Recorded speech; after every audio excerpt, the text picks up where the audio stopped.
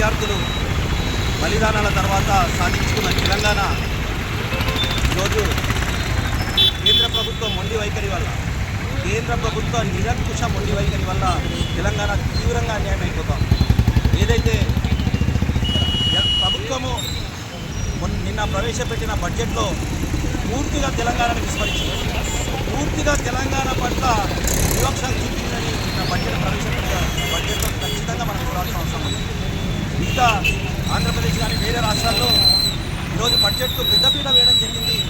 ఈరోజు 8 ఎంపీలు ఇచ్చిన తెలంగాణకు ఈరోజు మొండి చేయి చూపించడం జరిగింది. ఈరోజు తెలంగాణ ప్రజల ఆకాంక్షలను మొత్తం నిర్వీర్యం చేయడం జరిగింది.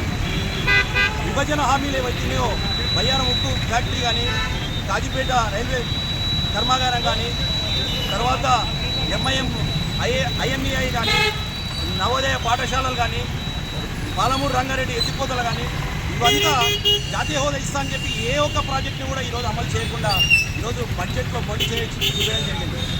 రేవంత్ రెడ్డి గారు కేంద్ర ప్రభుత్వానికి తెలంగాణ యొక్క రిక్వైర్మెంట్ ఎన్నిసార్లు రిప్రజెంటేషన్ రూపంలో ఇచ్చినా కూడా ఈరోజు బడ్జెట్లో ఎక్కడ తెలంగాణకు న్యాయం జరిగే విధంగా బడ్జెట్ రూపకల్పన చేయబడలేదు.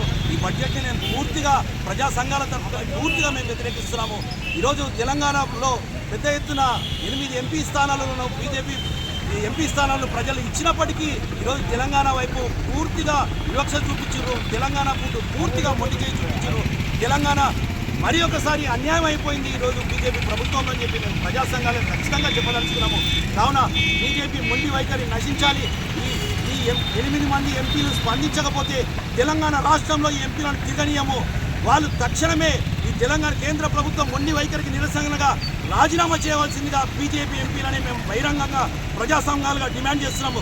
లేకపోతే రానున్న రోజుల్లో మిమ్మల్ని తెలంగాణ రాష్ట్రంలో తిరగనీయమని చెప్పి ఏదైతే వేల మంది విద్యార్థుల బలిదానాలకి ఈరోజు దానికి ఒక అర్థం లేకుండా పోయింది.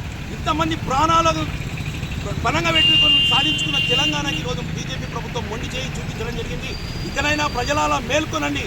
ఈరోజు మనము ఏదైతే ఆకాంక్షల కోసం తెలంగాణ సాధించుకున్నామో ప్రత్యక్షంగా పరోక్షంగా మళ్ళీ మన యొక్క ఆకాంక్షలను దెబ్బకొట్టడం జరిగింది ఈ బీజేపీ ప్రభుత్వం. మరి ఒకసారి మనమందరం సంఘటితమైదాము. ఈ బీజేపీ ప్రభుత్వం పైన మరి ఒకసారి పోరాటానికి మనము పిలుపునివ్వాల్సిందిగా ఈ సందర్భంగా ప్రజా సంఘాలు డిమాండ్ చేస్తున్నాము.